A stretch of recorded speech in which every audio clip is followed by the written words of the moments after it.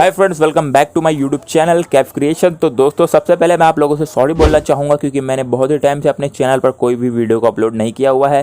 तो यार एक छोटी सी प्रॉब्लम हो गई थी मेरे चैनल से रिलेटेड, जिसकी वजह से मैं वीडियोज़ को अपलोड नहीं कर रहा था। बट अब वो प्रॉब्लम सॉल्व हो चुकी है एंड अब मैं रेगुलरली वीडियोज़ को अपलोड करता रहूँगा।